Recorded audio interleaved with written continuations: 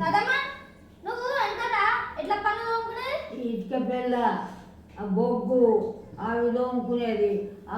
అప్పుడు తోముకుంటేనే మాకు పండ్లు మొన్నటిదాకా గట్టిగా ఉన్నాయి, ఊసిపోయినాయి. ఇగో వెనకట బొగ్గు, ఇటుక పిల్ల, యాప పుల్లలు తోముకునేది.